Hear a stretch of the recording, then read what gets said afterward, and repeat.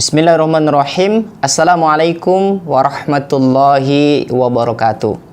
Kaum muslimin yang dimuliakan oleh Allah Subhanahu wa taala, alhamdulillah segala puji selalu kita limpahkan kepada Allah Subhanahu wa taala. Selawat serta salam senantiasa kita hadiahkan kepada junjungan kita, yaitu Nabi Muhammad sallallahu alaihi wasallam. Jumpa lagi dengan saya Eri Abdul Rahim di channel yang kita banggakan ini. Jangan lupa senantiasa mendukung channel ini sebagai salah satu rujukan ruqyah syariah Nusantara, insyaallah. Barakallahu fikum. Pada kesempatan yang lalu kita sudah berbincang tentang beberapa nasihat Syekh Wahid Abdus Salam Bali sebagai guru besar kita tentang ruqyah syariah, yaitu dalam kitabnya Wiqayatul Insan Minal Jin Wasyaiton. Maka pada kesempatan yang berbahagia ini kita akan melanjutkan beberapa nasihat Syekh Wahid Abdus Salam Bali dalam bukunya Wiqayatul Insan Minal Jin Wasyaiton yang Anda bisa milikinya, ya. Anda cari, ini sudah ada terjemahannya, ya. Terdapat dalam halaman 137 bagi Anda yang sudah memilikinya. Oke. Pada kesempatan yang berbahagia ini kita akan membahas 3 pokok pembahasan.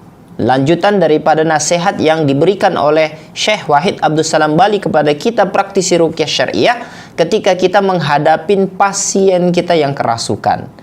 Pada kesempatan yang berbahagia ini, poin yang pertama adalah bagaimana untuk mengetahui jin yang merasuki pasien kita ini apakah agamanya Kristen, Yahudi, Islam, atau agama yang lain. Nanti ada Syekh Wahid Abdus Salam Bali itu mencantumkan beberapa ayat untuk mendeteksi bahwa jin ini kafir. Tidak harus bertanya.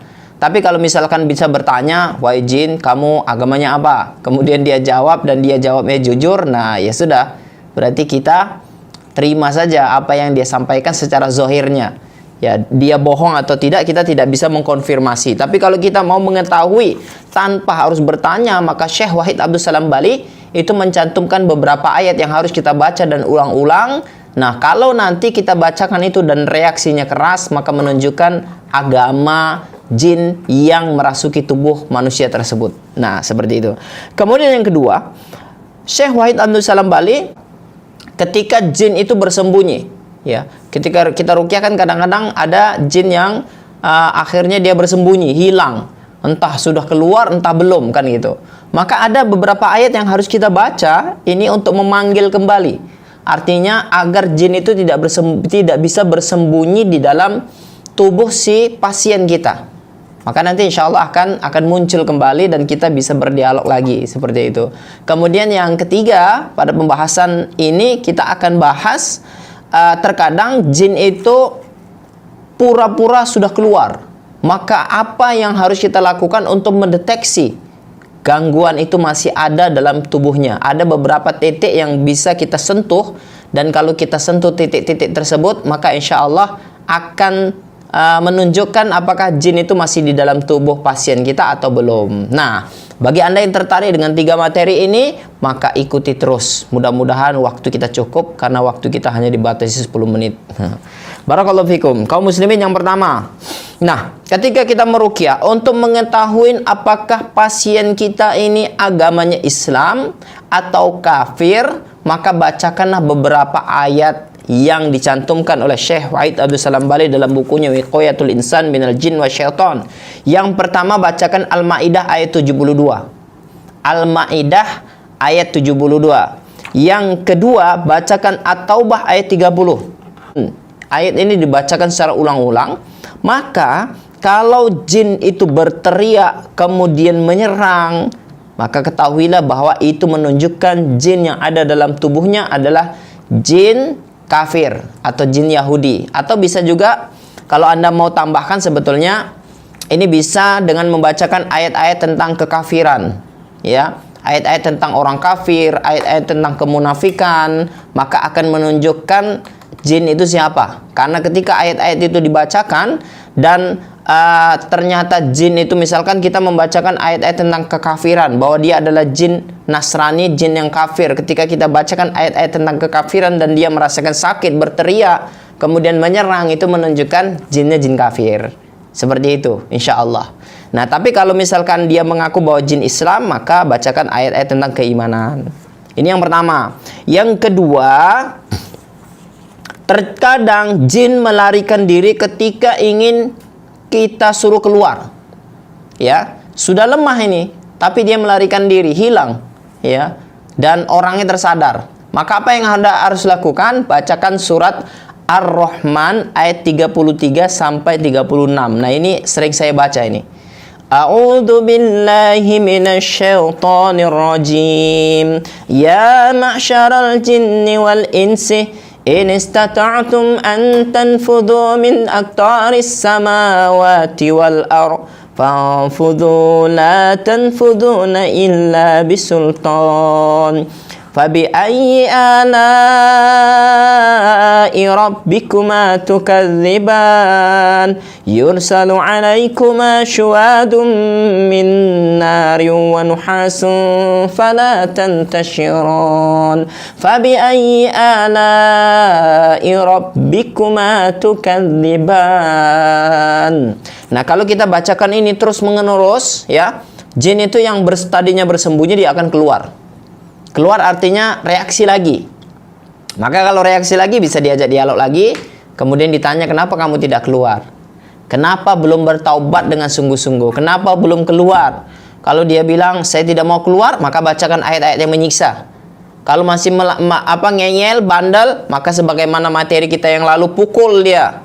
Ya, nanti saya ajarkan bagaimana cara memukul jin. Ya, belum saatnya. Insya Allah nanti ada materi khusus video bagaimana mencambuk jin dengan rotan. Ini diajarkan sama Syekh Abu Barok, ya. Barakallahu fikum. Bacakan ayat-ayat ini terus menerus, maka insya Allah jin tersebut akan muncul kembali biidznillahi ta'ala. Ya, ini yang kedua. Materi yang ketiga, nasihat Syekh Wahid Abdus Salam Bali kepada kita. Terkadang jin memperlihatkan seakan-akan dia sudah keluar. Nah, ini yang paling bingung. Ini yang paling sering ditanyakan kepada saya, Ustadz, bagaimana memastikan jin itu sudah keluar dari tubuh pasien atau belum?